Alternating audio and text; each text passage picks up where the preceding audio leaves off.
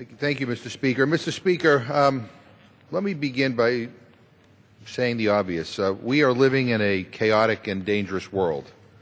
But contrary to what some in this chamber suggest, the solution to every problem is not expanding the U.S. military footprint. There are many of us who are deeply concerned about our renewed military involvement in Iraq. We believe we need a debate. We believe we need a vote. We believe that Congress ought to live up to its constitutional responsibilities. And I'm pleased to be joined by a couple of my colleagues here today who share those concerns and who want to express their beliefs about how we should proceed on this issue. And I'd like to first yield to my colleague from California, Congresswoman Barbara Lee, who has been a leader on these issues, and I yield her as much time as she may consume. Thank you very much.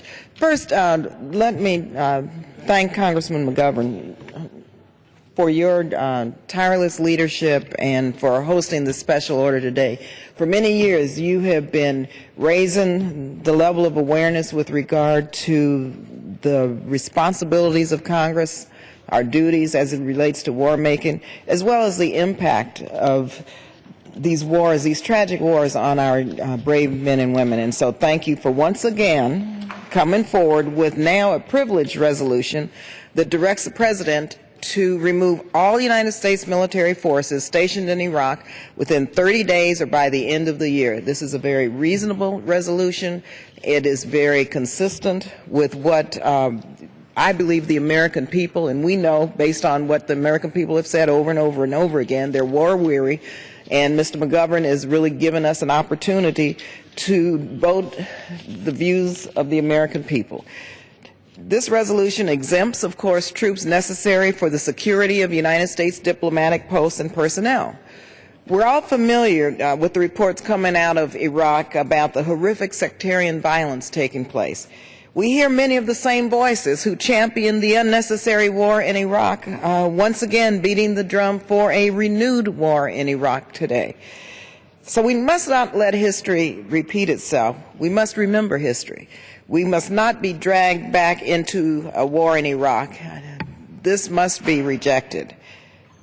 Many of my colleagues agree, and I want to remind us that over 100 members of Congress now from both parties, we've signed a letter, Congressman Mcgovern, myself, many, Scott Riggle from Virginia.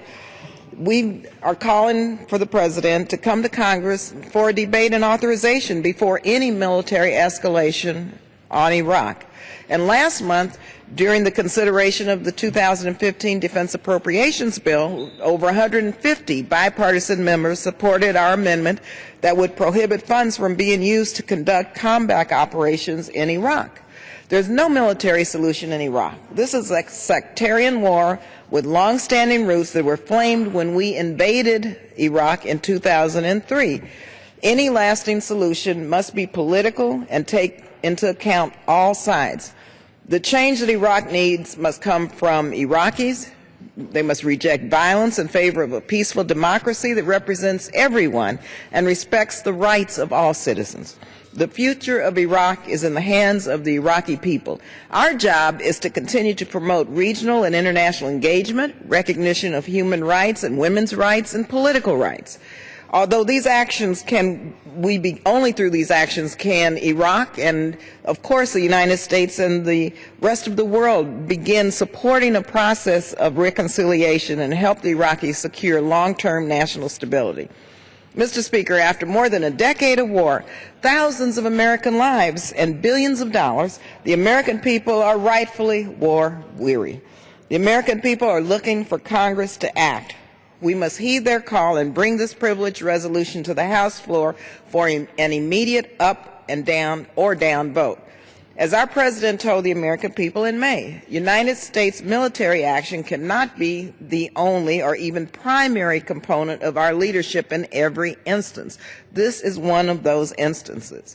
Before we put our brave servicemen and women in harm's way again, Congress should carry out its constitutional responsibilities and vote on whether or not to get militarily involved in Iraq. But we must vote on this resolution immediately, because I think this would give the American people a clear understanding of what this administration and Congress intends to do, and that is remove all military forces stationed in Iraq.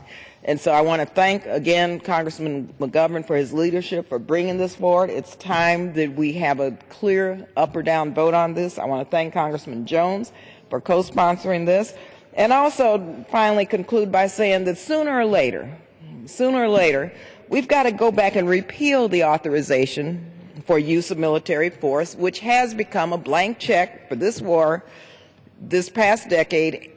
It sets the stage for perpetual war.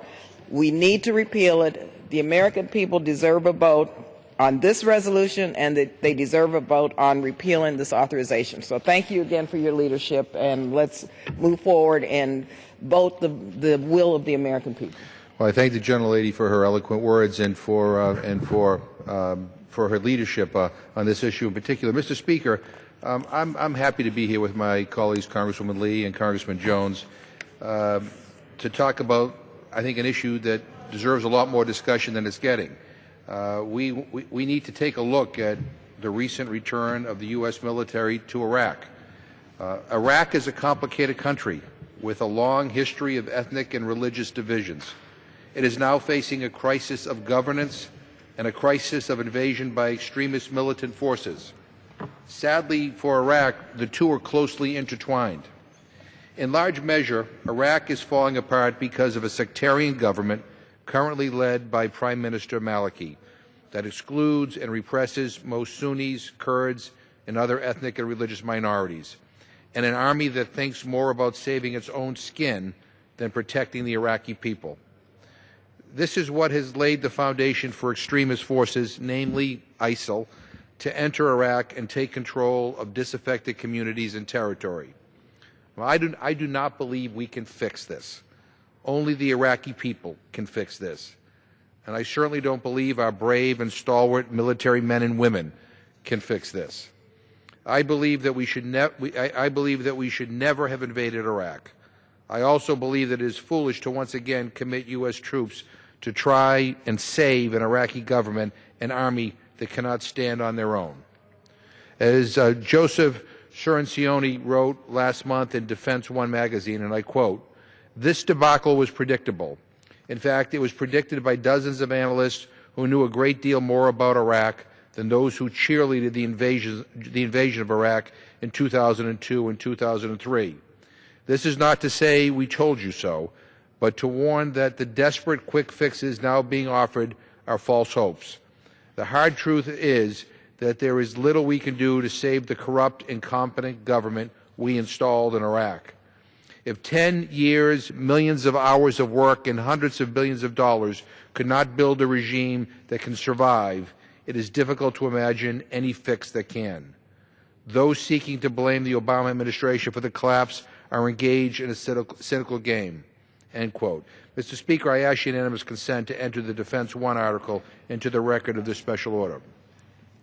Without objection, so ordered.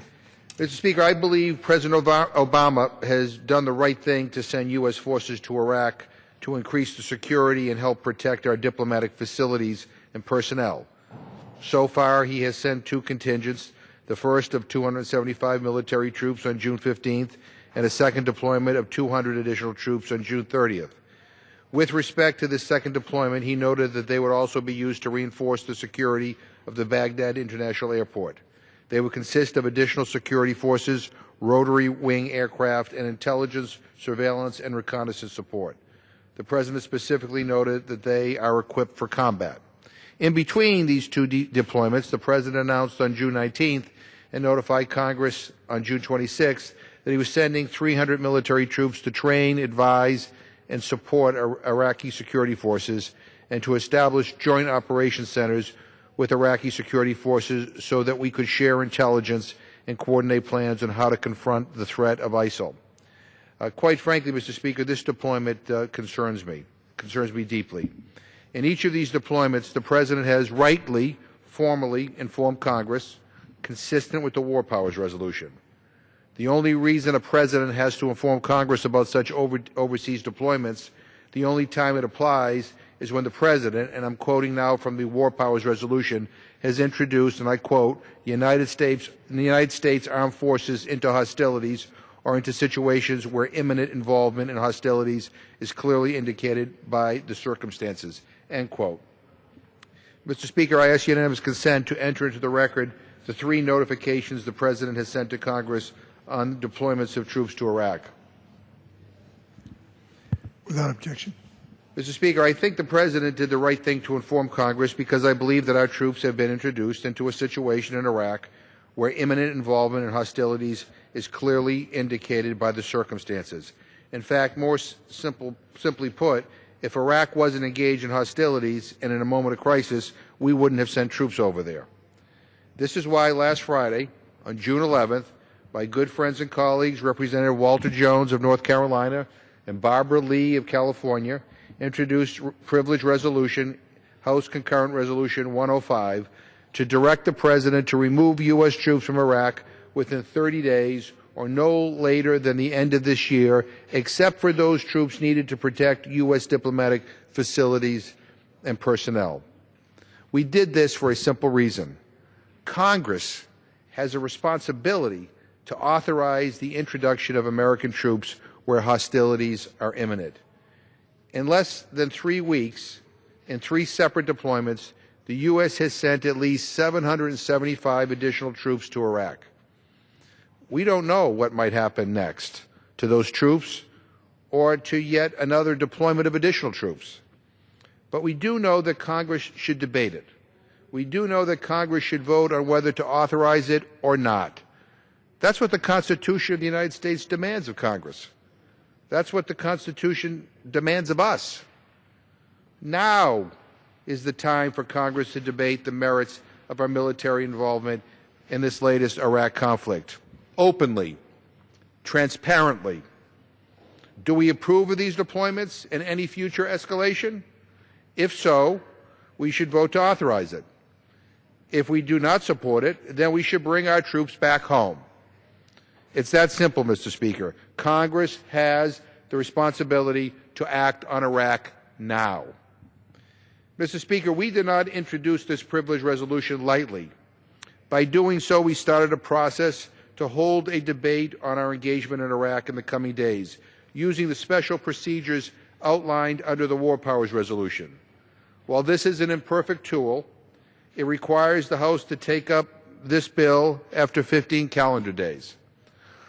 Like most of my colleagues, I would prefer for this House to bring up a bill authorizing our engagement in Iraq, and nothing in this resolution inhibits such important legislation from being drafted and brought before the House for debate and a clean up or down vote.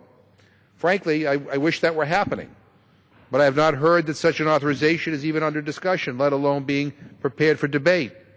And I regret to say that I only hear how we can avoid having such a debate. So, my colleagues, Mr. Jones and Ms. Lee and myself, we introduced this concurrent resolution because we strongly believe that Congress has to step up to the plate and carry out its responsibilities when our servicemen and women are once again being sent into harm's way. The time for debate is now, not when the first body bag comes home from Iraq, not when the first U.S. airstrikes or bombs fall in Iraq, not when we are embedded with Iraqi troops trying to back an ISIL-held town, and worst case scenario, not when our troops are shooting their way out of an overtaken Baghdad. Now, Mr. Speaker, is the time to debate our new engagement in Iraq, before the heat of the moment, when we can weigh the pros and cons of supporting the Maliki government, or whatever government is cobbled together should Maliki be forced to step down. Now, before we are forced to take sides in a religious sectarian war. Now, before the next addition of more troops takes place. And make no mistake, I firmly believe we will continue to send more troops and more military assets into this crisis. Now, Mr. Speaker, before we are forced to fire our first shots, launch our first missiles, or drop our first bombs. Now, Mr. Speaker, is when the House should debate and vote on this very serious matter. For those who say it is too early, too premature for this debate, I respectfully disagree. The administration has tacitly signaled when it notified Congress that our troops have been sent to a place where the threat of hostilities is imminent. The longer we put off carrying out our constitutional responsibilities, the easier it becomes to just drift along. And this was what Congress has done over and over. We just kind of drift along. And it has to end. It has to end, Mr. Speaker. Congress must speak. Congress must act. This resolution, should it pass, would direct the President to bring our troops home from Iraq within 30 days, or should the President determine that such a rapid withdrawal would pose a security questions, then no later than by the end of the year, nearly 6 months from now. It would not, and I repeat, it would not require those troops that have been deployed to safeguard the security of our diplomatic facilities and personnel from withdrawing. They could remain and carry out their crucial roles of protecting our civilian personnel on the ground in Iraq. Mr. Speaker, we need to take up this resolution. We need to debate our military engagement in this latest war in Iraq. We need to have a clean up or down vote, whether we stay in Iraq or whether we bring our troops home. We owe that much to our troops and their families. We owe that much to the American people. And we owe at least that much to our own democracy and democratic institutions that require Congress to be the final arbiter on whether our troops are sent into hostilities abroad. And, Mr. Speaker, at this time I'd like to yield to my colleague from North Carolina. Will the gentleman yield for unanimous consent? Happy to yield to the gentleman for unanimous consent. I appreciate it. Thank you, gentleman. Mr. Speaker, I send to For the what purpose does the gentleman from Utah seek recognition? Mr. Speaker, I send to the desk a concurrent resolution and ask unanimous consent for its immediate consideration. The clerk will report the title of the concurrent resolution. House Concurrent Resolution 108, concurrent resolution providing for the correction of the enrollment of H.R. 5021. Without objection, the concurrent resolution is agreed to, and the motion to reconsider is laid on the table. The gentleman from Massachusetts, Mr. Speaker, may at this time proceed. it's my privilege to yield to, I think, the conscience of this Congress on issues of war. A man who I have great admiration for, my colleague from North Carolina, Mr. Jones. Mr. Speaker, thank you, and I thank the gentleman from Massachusetts, and I want to thank him for being a leader on bringing to the floor of the House not only this resolution asking for a vote about bringing our troops home from Iraq, but in the way that he speaks about the fact that our little children in America, over 17 million, go home at night hungry. That's another issue, I understand that, but it all ties in because when we continue to not debate whether we should be sending our young men and women to die, we are shirking our constitutional responsibility that we in this Congress have raised our hand to swear that we will uphold the Constitution of the United States. But we don't do that, Mr. Speaker, when it comes to war. And I blame myself. In 2003, I bought the lie that was told by the previous administration about the weapons of mass destruction that Saddam Hussein had and how he was going to use that against the American people. And those misinformation that was given by the previous administration caused us to go into Iraq. And I voted to give the President at the time, President Bush, the authority to bypass the Constitution. It's called the AUMF, the Authorization of Military Force, and I regret that and will to the day I die, because I gave up my constitutional responsibility to debate and to vote on whether we should go to war or not, and that was the constitutional responsibility of this Congress and of me being a member of Congress.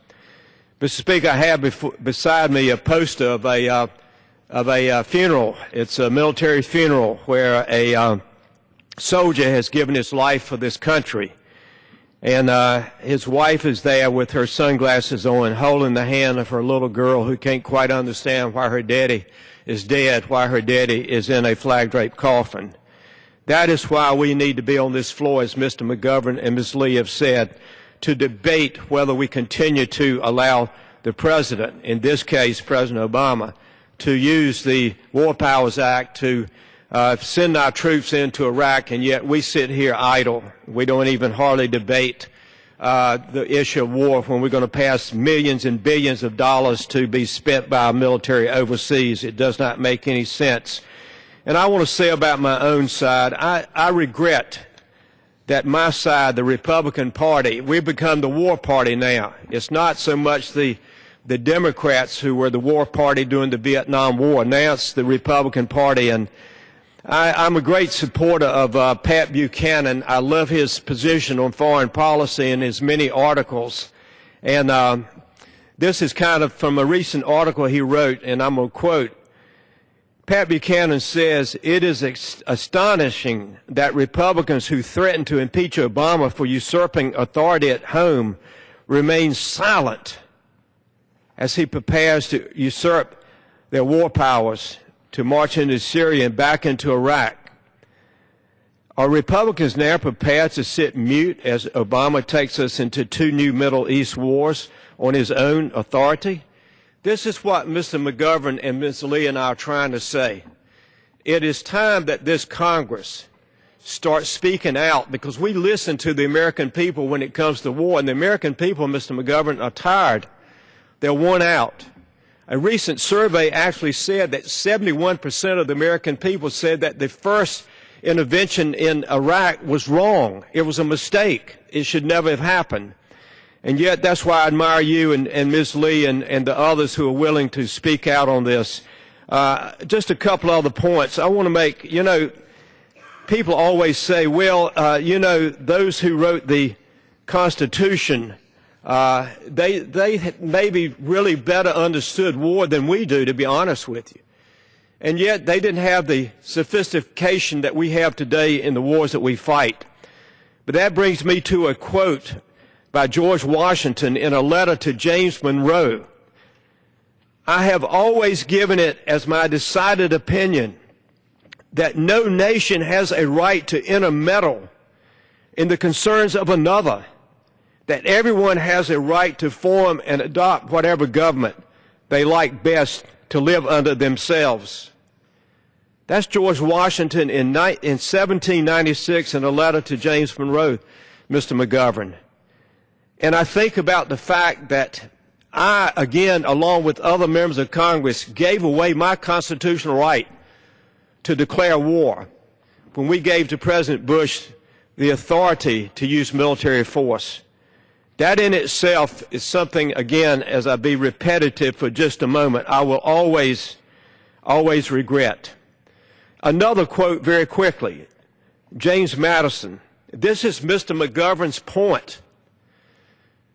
"The power to declare war, including the power of judging the causes of war, is fully and exclusively vested in the legislature.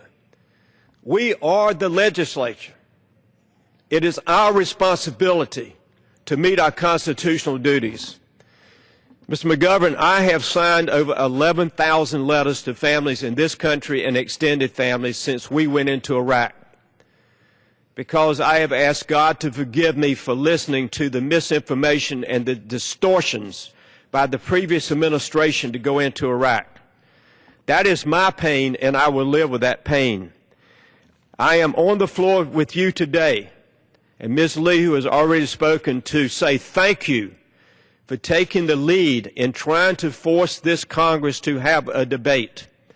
I'm not going to restate what Pat Buchanan has said, but I will say to my own side many times, why do you sit idly by when you complain about Mr. Obama and spending? And we have already spent $1.5 trillion in Afghanistan and Iraq. And we're still spending money in Afghanistan. We will for 10 more years because of a bilateral strategic agreement. But what we're trying to do today is to say that we're not going to make another mistake in Iraq. And that's why I'm pleased to join you today in this effort to make aware the American people that we do care, and we want the American people to contact the members of Congress and say, join in this concurrent resolution, this privileged resolution, to bring a debate to the floor of the House. So with that, I'm going to stay around for a few more minutes, Mr. Mcgovern, but I will yield back my time to you at this point. No, and I look forward to a continued exchange on this issue with my colleague. I want to thank him for his passion on this issue and for reminding not only our colleagues but the American people that there are real consequences to war. One of the things that has frustrated me is that for too long we have avoided talking about the wars in this Congress, not just Iraq, but also Afghanistan. My colleague, Mr. Jones, and I had an amendment to the Defense Authorization Bill a few weeks back, which said that President Obama had mentioned a couple of years ago that we would be out of Afghanistan by 2014, and clearly that's not going to be the case. So the amendment said that the President had to notify Congress of what our military plans were going to be in Afghanistan, and then Congress should consider that and vote up or down on whether we should continue our military involvement in Afghanistan. I mean, that's hardly a radical bill. It's simply a bill that says, Congress, do your job. You have an obligation, a constitutional obligation when it comes to war. And this amendment, which was germane, it was in order, on the defense bill, no less, at the last minute we were told we could not offer it. It would not be made in order because the leadership of this House didn't want that debate. They didn't want to, they were afraid it might pass. Well, that's the way a democracy is supposed to work. If a majority in this place does not want to continue an endless war in Afghanistan or does not want to start another war in Iraq, then that ought to mean something. And my criticism right now is not with the White House. I may have some disagreements with the President and in terms of what his policy on Iraq might be, but he has done his job. He has notified us. He has sent letters up to Congress that have announced the deployments that he is making, and it says consistent with the War Powers Resolution. So this is not a complaint about the White House. We may disagree with their policy, but they did what they were supposed to do. Our complaint is with this institution, that we are not doing what we're supposed to do. And so the Foreign Affairs Committee, in consultation with other relevant committees, ought to bring a resolution to the floor if they want to authorize the use of additional force in Iraq. I would vote no. There are some in this chamber that would vote yes. But there ought to be a debate. We ought to go into any new deployment, any new military intervention with our eyes wide open. We've lived through enough deception. We've been lied to over the years too many times. It is time for us to demand some truth when it comes to war. People ought to know what we're getting into. And by the way, one other thing that has troubled me greatly about these wars that we have been involved with is that we don't pay for them. We all complain about the deficit and the debt and all the, we have to dig ourselves out of this hole of debt. Trillions of dollars of that debt are directly related to these wars. We don't pay for these wars. We put them on our credit card. I believe I offered a bill a few years ago calling for a war tax, saying that if we're going to go to war, then we ought to pay for it. The American people ought to pay for it. And if the American people don't want to pay for it, maybe we ought not to go to war. But this notion of going to war and putting it on a credit card and making believe like it's not a big deal has to stop. Has to stop. The first George Bush, when he went to war in Iraq, when Saddam Hussein invaded Kuwait, I wasn't for that war. I wasn't in Congress then. But nonetheless, when he went to war, he got the cooperation of all the Arab states in the region to pitch in, to pay for it. And what wasn't paid for, Congress paid for. But it wasn't added to our debt. Now, it has become commonplace, and we don't even question it. There are huge costs to these wars, not only in terms of blood, but also in terms of treasure.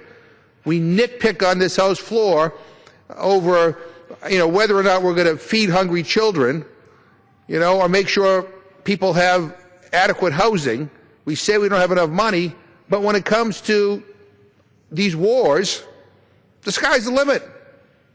Whatever you want, you can get. And here's the deal. I would argue with you that that money has not been spent wisely. notwithstanding the incredible service of our men and women, we are in Afghanistan right now propping up one of the most corrupt governments in the world. In the world. And in Iraq, we are now re-entering a situation where even our own administration is saying the Maliki government is lousy, and we obviously hate this extremist group called ISIL, and so we're going right in the middle, and I worry that we're going to be target practice for both sides.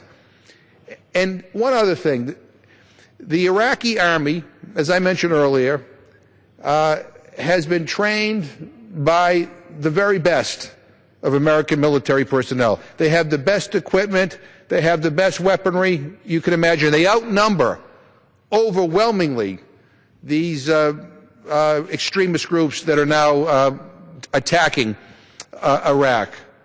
And we read in the Washington Post last week that commanders of the Iraqi army in areas that come under fire decide to leave. They basically desert. And so did the troops. Now, if they're not willing to fight, after all that we have sacrificed, why the hell are we going back in there and thinking of fighting this? Now, this is the beginning. This is the very beginning of our reentry. And as Mr. Jones and I have said, we hope that it doesn't go any further than this. But this is the time when we ought to have a debate about what might happen and what we're prepared to do. I'm happy to yield to my colleague. Thank you very much. I want to pick up on a few things you said just a few minutes ago. Iraq is in total chaos. It's kind of ironic. In 1983, I found a photograph of Donald Rumsfeld, who was a special envoy sent by President Reagan to thank Hussein for what he had done in trying to defend Iraq against the Iranians. All right, that brings me to where we are today and why this resolution that you have sponsored is so important. I have the former Commandant of the Marine Corps.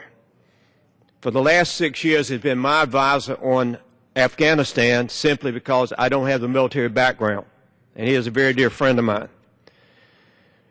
I emailed him a week ago and asked him, what do you think about all these advisors going to Iraq, something you were just talking about? He emailed me back and he said, we should not put boots on the ground. He further stated, a Middle East solution, it's a Middle East issue that needs a Middle East solution, not more troops. That's why, again, your resolution and our resolution needs to be debated. A couple other points very quickly. After I found out that I had been misled with the first war in Iraq, I contacted Lieutenant General Greg Newbold because he wrote an article for Time magazine, and I want to read just a little bit of it very quickly.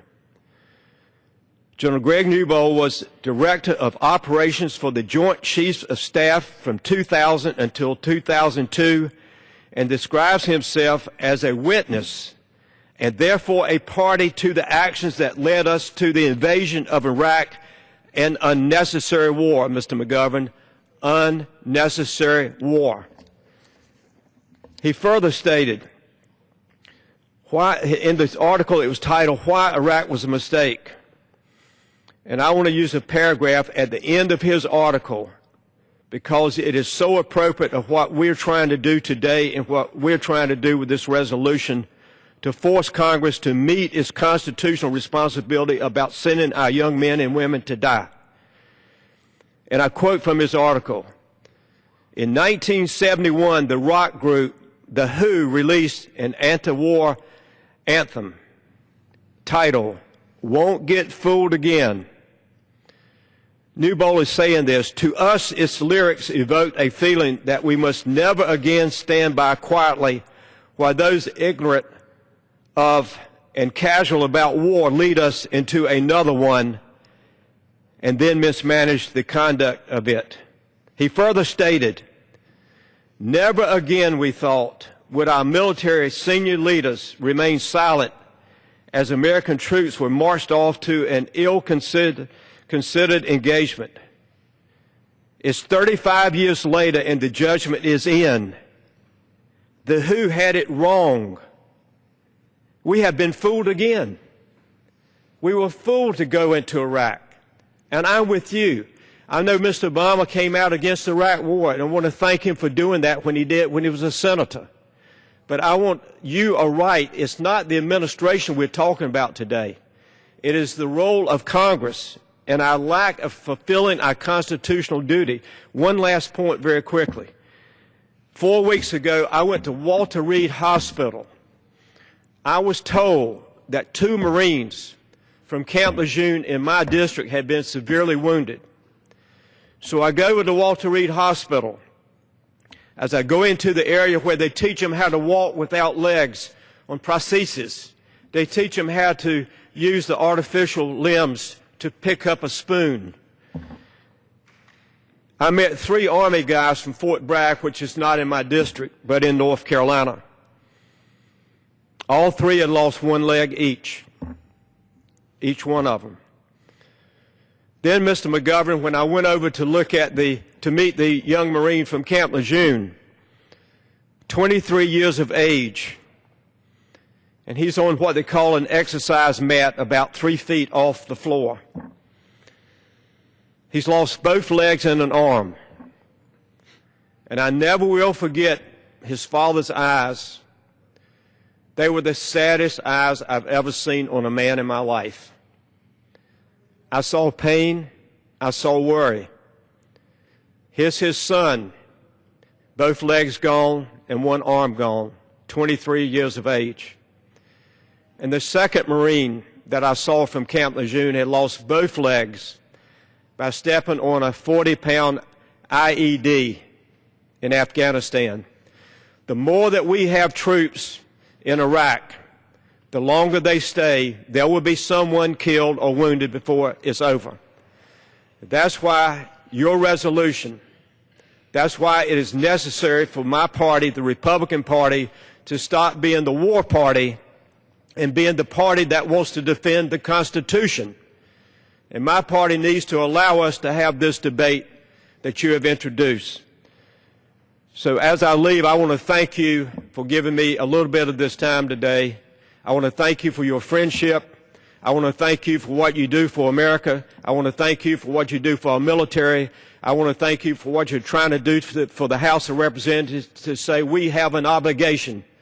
No kid should ever die again if the Congress is not willing to follow the Constitution and demand a declaration of war and have that debate and that vote. So I thank you so much for giving me this time, and may God continue to bless our men and women in uniform. I yield back to you, sir. Well, I thank the gentleman for his eloquent remarks, and I want to associate myself with every single word that he has said.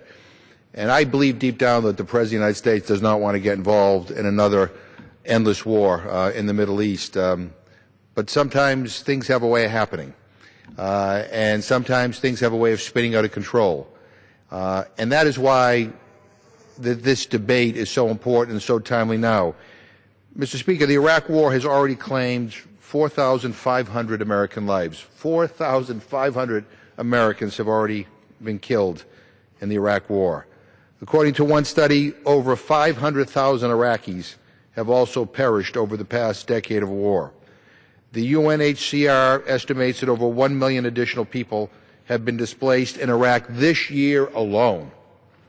Linda Blimes, an expert in public finance at Harvard University, estimates that the total cost of the Iraq War for the United States will be $4 trillion when we take into account the long-term costs of health care and benefits for the veterans of that war. The human and financial costs for us, for the Iraqis, have been severe. But let me just quote a few experts on military and foreign policy about this possibility of re-entering the Iraq civil conflict. Gordon Adams, a former senior White House budget official, said in mid-June, quote, "What is happening in Iraq right now is both a cautionary tale and an unfolding tragedy. The caution is about the blithe American assumption that the United States is omnipotent. That with enough money, goodwill, expertise, equipment, and training, Americans can build foreign forces and bring security to troubled areas around the world. The tragedy is that what the U.S. does and has done leads down the road to failure, end quote. Retired U.S. Army Lieutenant General Robert Gard, Jr. stated on July 6th, I quote, "The collapse of the Iraqi army was not due to a shortage of trained Iraqi troops or their inferiority in firepower or equipment. The cause was their lack of confidence in and commitment to Iraqi national institutions and leadership, both military commanders and political authorities. This intangible but essential element in combat effectiveness depends upon legitimate governance, not admonitions from foreign military advisors," end quote. And retired General Barry McCaffrey on June 12 said, and I quote, "At the end of the day, if your army won't fight, it's because they don't trust their incompetent, corrupt generals. They don't trust each other. This is an enduring civil war between the Shia, the Sunni, and the Kurds. So I don't think we've got any options and would be ill-advised to start bombing where we really can't sort out the combatants or understand where the civilian population is," end quote. Mr. Speaker, I do not believe the United States should be involving itself militarily in a civil war, a sectarian war, a religious war, a struggle for power that has been going on for generations. We shouldn't be taking sides in this conflict. I do believe that a region in turmoil is not in the best interest of the United States. But as so many have said, including the President, this requires a political solution, and it requires the political will of all the key actors in the region, not just outside actors like the United States and the Europeans, but those in the region.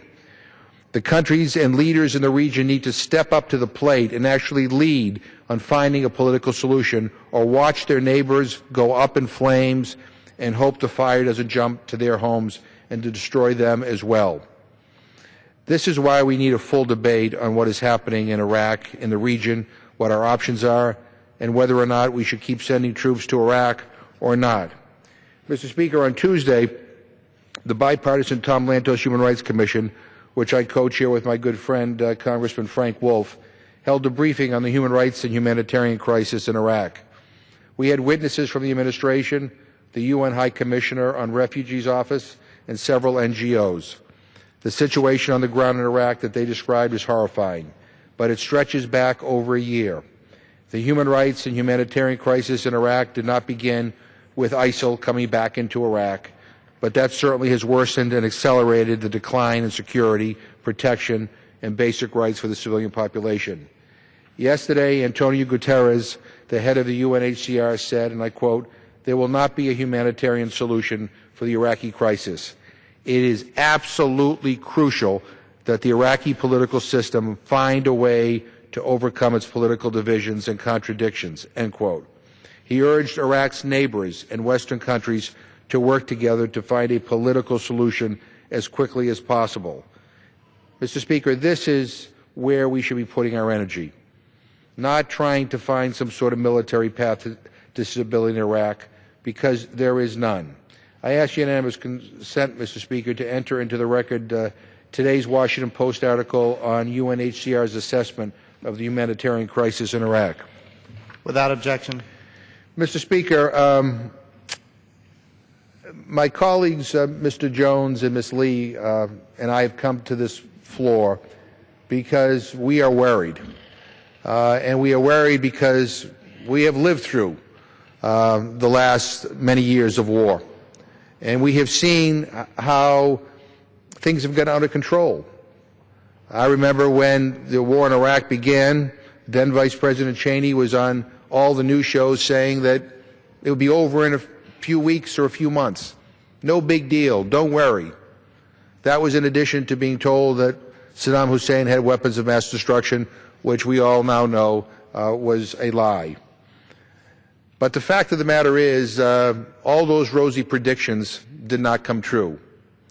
We were involved in Iraq for many, many years, and there was a high cost in terms of blood and treasure.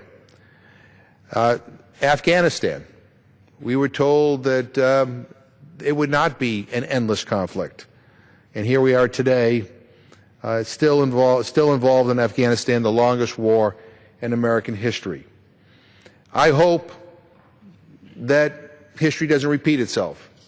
And I know President Obama does not want history to repeat itself. I know he deeply wants to find a political solution. I know he does not want to see more troops be involved in the Iraqi civil war. But the fact of the matter is, none of us know what's going to happen. And in a couple of weeks, this Congress will adjourn for several weeks of our summer break.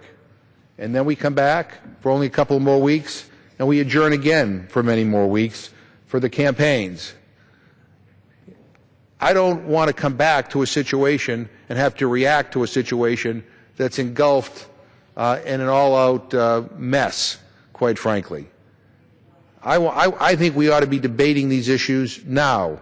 We ought to be debating these issues with open eyes. We ought to have a transparent system, and we ought to live up to our constitutional responsibilities. What happens when there are the first American casualties in Iraq? What happens? What's the reaction?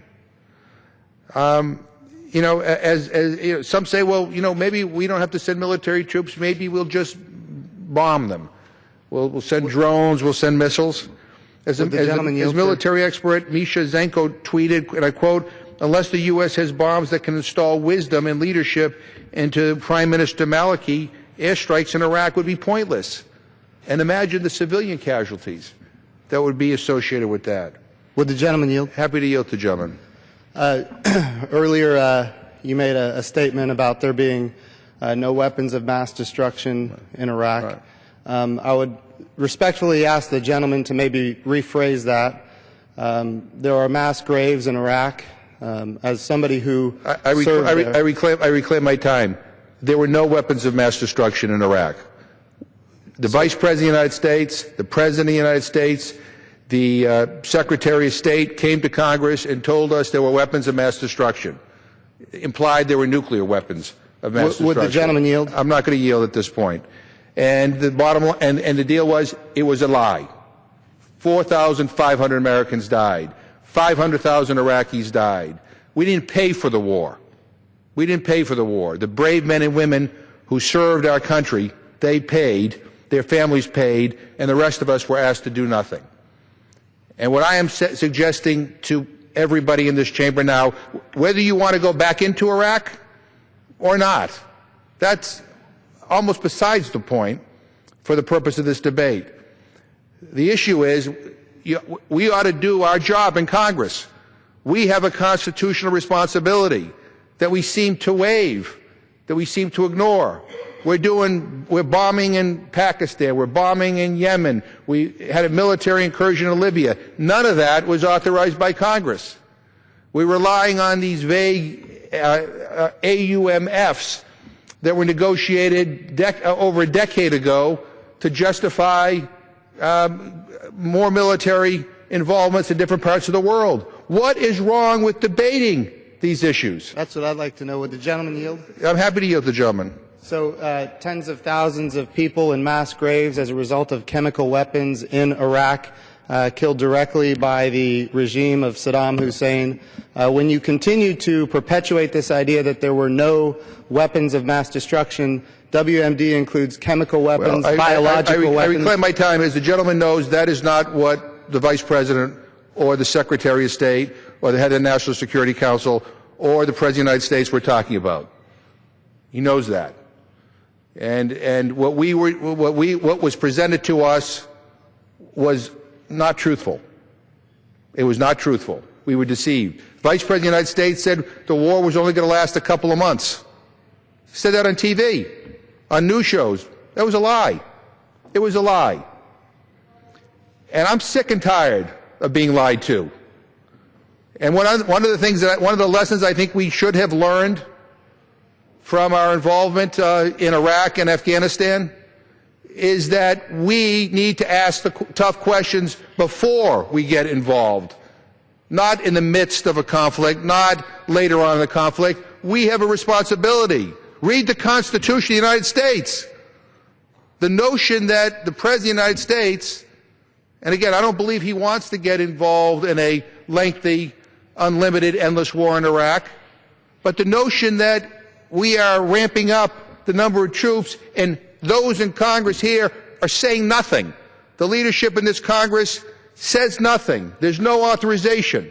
I guess it's easy to sit back as an elected official and not have to vote yes or no. I guess, it's a lot easier. You don't have to take responsibility. If things go well, you can say, hey, that was a good idea. If things don't go so well, you say, well, geez, I would have been opposed to that. But we are not doing our job here. We're not even paying for these wars. To my friends on the Republican side who complain about debt, where's the outrage on the fact that we don't even pay for these wars? I can't quite understand why people approach war in this chamber with such indifference. My colleague, Mr. Jones, and I tried to bring an amendment to the floor, as I said earlier, to debate whether we should stay in Afghanistan longer. We were not even allowed a vote. The amendment we offered was germane, it was relevant, and the leadership of this House said, you can't even debate or vote this. On the defense bill, we're at war. What could be more important than debating whether we should be involved in this war? So look, this is the time. What Mr. Jones and Ms. Lee and I are saying is that this is the time to debate this before the first soldier comes home in a body bag. And the major proponents of a new war in Iraq are those who disastrously got us involved in the first place. People like Dick Cheney and John Bolton, Senator McCain and Senator Graham. We were deceived. We were deceived, and we should never let that happen again. We should never let that happen again. We should demand the truth. Congress should carry out its constitutional responsibilities and vote on whether or not to get militarily involved in Iraq again. That is what this privileged resolution that Mr. Jones, Ms. Lee, and I have suggested, that we vote. I don't know why that's such a controversial issue, but for some reason in this Congress, big issues like that don't ever seem to make their way for debate on the House floor. This should not be a Democrat or Republican issue. In fact, there are Democrats who disagree with my position. There are some Democrats who believe we ought to continue to send more military aid and potentially more troops to Iraq. And there are Republicans who agree with me that we ought not to. So this is a bipartisan concern. So I will close by simply saying to the Speaker of the House, give us a vote. Let us debate this issue. And to my fellow members of Congress on both sides of the aisle, live up to your constitutional responsibility. Demand a vote. I yield back my time.